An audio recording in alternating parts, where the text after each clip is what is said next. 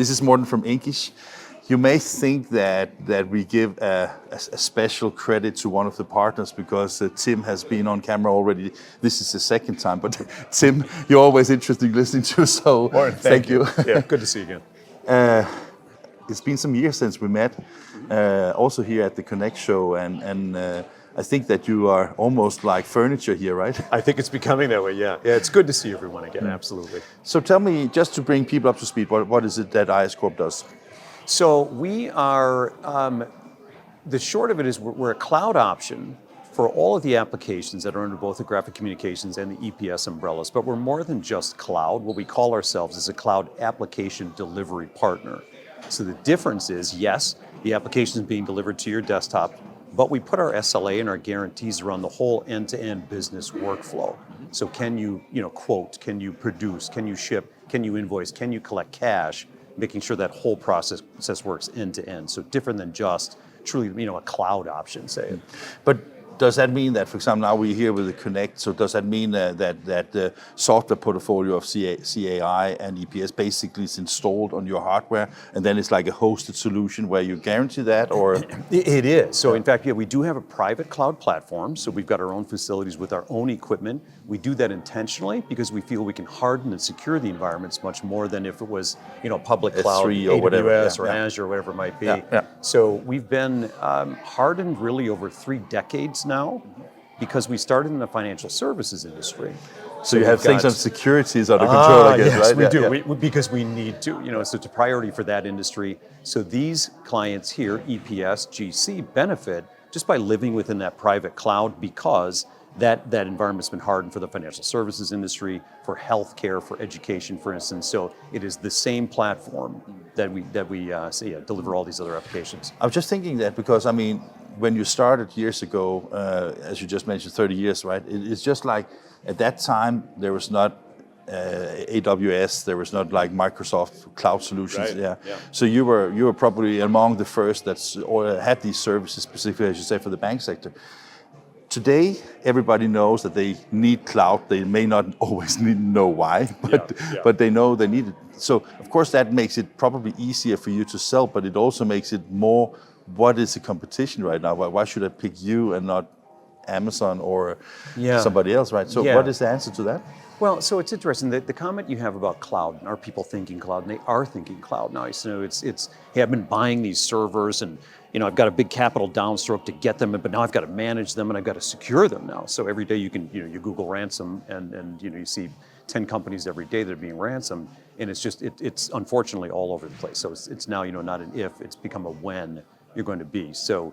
I think cloud's become more popular for those reasons, but so that some of the differences between us and some of the commodity players, I'll call it AWS or Azure, it's what I talked about before. So this is a very different experience, and I think a differentiator for our relationships with graphic communications and EPS, in that the attention we pay to security, for instance, and any regulations for certain industries, PCI, HIPAA, FINRA, whatever it might be, we carry all those certifications. So if an EPS customer in graphic communications wanted to approach the financial services market, for printing, they have the authorization for doing it already, basically. Yes. No, but I was just thinking that, and maybe it's my lack of English that makes my problem explaining myself. I was just saying that what you say right now is really great, and something when you are in a communication with a potential customer, this is very valuable information. But in a broad perspective, when you do broad marketing to capture new customers, these are the little bit more tricky things, because if you don't get those nuances in your product offerings, they might just compare you with any other cloud service, right? They might. And so, so that happens frequently. And it's interesting, these industries, packaging shops, print shops, historically the mindset has been around owning big pieces of heavy equipment that sit on the shop floor and they amortize it over 40 years. The mindset has been similar to servers, for instance. So we need to have our own servers for security. Right, we've got to have our crown jewels need to be right here where I can see them. So that sort of that mindset is changing as they're moving systems like email. You don't necessarily run email on-prem anymore. You go Microsoft Office or Google Mail or something like that. Yeah. Now they're beginning to think, well, can I do my Radius in a cloud? How about Monarch? Can I put that up in a cloud? So that's becoming kind of a change of mindset that we're seeing. How are we different, or why would they think, how are you guys different than AWS or Azure? And it's back to, again, the attention we pay to security and these wrappers that we wrap around our private cloud platform. But then again, it's more than just hosting, and you still got to assemble the Lego blocks, so to speak. If you're going to use Azure or AWS, they're great, programs, of course. Yeah, but they serve a different purpose, basically. They do serve a different purpose, and we're more of a full-service offering. So it comes back to, again, where our SLA stretches across the full end-to-end workflow in the business process, rather than just having an application delivered to your end users. Does the business model that you offer and the products you offer, does that also allows you to sell to your services to almost any scale business, or is it a certain size that appeals more to what you offer? It's all the way across the board. So we have some of the largest, most sophisticated print and packaging shops on the platform today, some very large outfits and environments, all the way down to 4-person shops. Okay, so you can't go all the way, basically. We can scale all the way up or down. But what's nice about that is so some of the more sophisticated clients, demanding more security and more compliance, all of that applies down all the way to the small, mom and pop. So they can grow with shops. you, basically. They can, absolutely. And what about, because do people that engage with you, are they customers of you, or are they customers of you and EPS and graphic communication, or you like the one-stop solution, or? We become a one-stop. We are lockstep with our friends at EPS and Graphic Communications. So we meet with them from a technical and architecture standpoint on a regular basis. Our support teams are engaged. We have a dedicated practice at IS Corp for both EPS and Graphic Communications. So it's a dedicated team there. Okay, so you have the support side of it as well. We do. And many of the clients, our mutual clients, EPS, GC, they'll call us first. And so it creates sort of this elevated level of experience where you can call us. It's slow. You can call us, we'll triage it, take a look at the system, see what's happening, and if it's our issue, we'll fix it. If not, we'll warm hand off back into the EPS and GC support team. So it creates a bit of an accelerated, elevated support level. When you look at, I worked in printing companies myself, and it's often that when you have a printing company, you often have like special requirements and special things that you always find so important to have that you need to develop solutions for yourself. Right. Is it something you offer as well? Because I guess the easy part would to have one solution that fits everybody, right? It is, right, but that's not always the case. As we know, in these industries, print and packaging, at IS Corp, what we do is if you have an integration with Sage, for instance, or a Microsoft product, or whatever it might be, we'll make sure that those integrations work as well.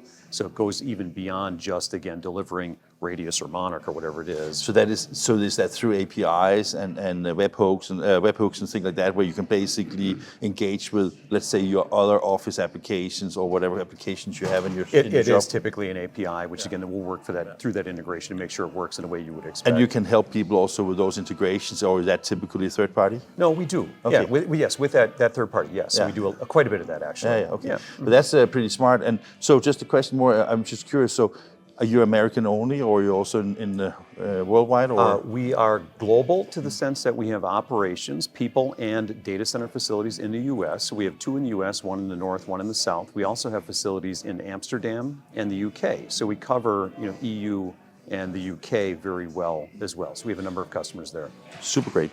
Let's change just a little chapter here, because I'm a little bit curious, because we just saw Steve Metcalf talking about AI. AI is the big buzzword of everywhere, basically. Yeah. I guess that your people are also looking into, not just on the EPS and CIA side, but in general. And I was just wondering, is that something that is, I know it's a leading question, but is it tremendously important as a service provider today to have a very good feel in touch with AI? Absolutely. So not only from an architecture standpoint, but now you think of the security side of things again as well. So you have malicious actors, all these great AI solutions we hear and talk about, and we use them to, find me a recipe or give me a recommended restaurant. Yeah. They're the same ones. Yeah. So you can get in, create in a chatbot and say, create me a malicious ransomware, some sort of bot that's going to go out, and it just goes and does its job all on its own. So we've got to be aware of that and try to stay ahead of that. So we work with a lot of our vendors and suppliers to make sure, okay, what is the counter to that? So yes, we have to be absolutely at the forefront, and we do leverage quite a few AI-driven tools, absolutely. Another question, and maybe a little bit in the same, because if you look at, I don't know how many customers you have, but I guess that you have a vast amount of customers.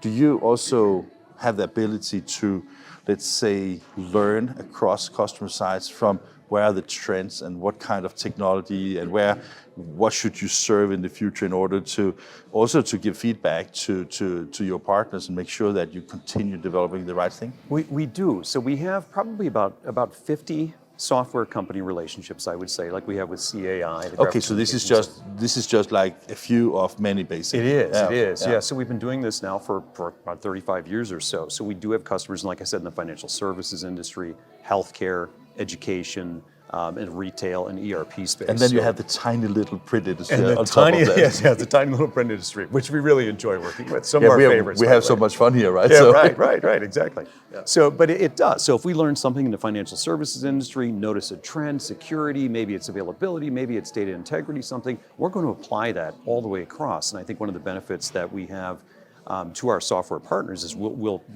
bring that to them and say, hey, we've noticed this over here, we've learned these things over here, let's apply that over here. A security thing, an architecture thing, let's optimize the way the product works. So if I'm a customer, I mean, when you see this, obviously you reach out via Scope, but how do you communicate and market yourself to the industry? Because I mean, I got to know you here, and maybe it's my stupidity, but I didn't know you before. And I'm just wondering, because again, when you have like a relatively broad number of segments that you cover, how do I get into, how will I find you? Most of our relationships historically, and they continue to come through referrals. And it's really, hey, we really liked what you guys do over here. And then somebody else will have a conversation with them at an event like Connect. And it's, hey, well, how are you running? What are you doing? How are you servicing this? Well, we work with IAS Corp. And so I would say probably 75% of our new relationships come through from referrals, actually. So we do a little bit of outbound. We're not the savviest marketing outfit, but we haven't wanted to necessarily be. So it's referrals are really mostly where it comes from. It's this person talking with the next person. Fantastic. Simple. Great Martin, talking to you. Yeah, good talking to you too. And see you next year, right? See you next time. Yes.